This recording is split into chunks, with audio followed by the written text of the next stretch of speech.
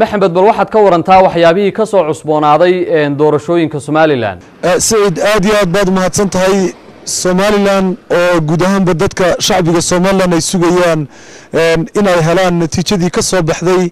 doorashadii madaxtooyada ee dhacday 13 bisha November aynu ku jirno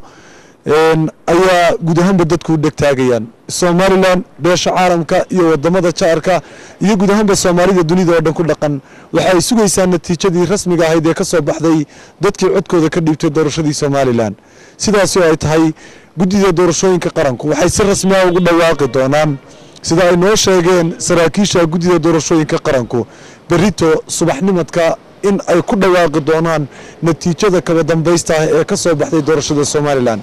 ilaa iyo maanta waxa ka socday guddiga doorashooyinka qaranka kulamo kala duwan oo ay kaga hadlayaan sidii loo dhameystiri lahaa codbixinta ay dhiibteen dadku natiijadoodii rasmiga ahayd. iyadoo sad wararkayga horeba aad ku maqlayseen aan idiin soo gudbinay in guud ahaanba gobolada kale ee Somaliland shanta gobol ee waaweyn ee Sool, Togdheer, Sanaag, Saaxil iyo Awdalba si rasmi ah loo soo dhameystiray balse ay ahayd hawsha kaliya ee taaganna magaalada Hargeysa gaar ahaan degmada oo kaliya oo aan ahayn inta badan gobolka Maroodi Jeex. haddaba saas oo ay tahay berrito haddii Allah uu doonaado guud ahaanba bulshada Somaliland waxa ay sugi doonaan natiijada ka soo baxday doorashadii dalka ka dhacday.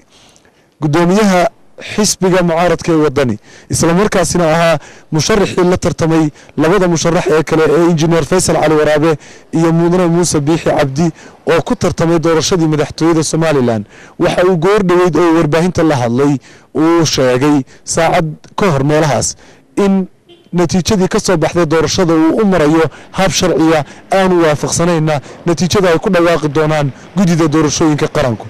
marka waxaynu sugnaabo waxay tahay natiijada rasmiga ee berrito waxa Home Cable TV idinku soo deyn doonana si toos oo live ah idinkoo goobihiina iska jooga arrimo social media YouTube-ka iyo telefishinka si toos ah uga daawan doontaan guud ahaanba dunida oo dhan marka guddiga doorashooyinku ay sida tooska ah ugu dhawaaqayaan iyadoo dhawaaqaduna ay ka bilaabmi doonto isla xarunta guddiga doorashooyinka qaranka ee haatan aan ku suganahay oo ah goobtan aan idinka soo tabino aalaaba wararka kala duwan ee telefishinka Home Cable TV oo idinka diyaariyay arrimaha doorashooyinkii ka dhacay Somaliland 13 bishii November. waa aniga iyo Cabdishakuur Day Maxamed oo idin leh waxaan idin soo gudbin doonaa oo naga sugtaan waxay tahay wararka kale ee la xiriira arrimaha doorashada iyo waxyaabaha muhiimka ee ku soo kordha iyo cid arrimahaasi ka hadasha iyo natiijada rasmiga marka natiijada hordhaca marka lagu dhawaaqo ay guddiga doorashooyinku ku dhawaaqaan.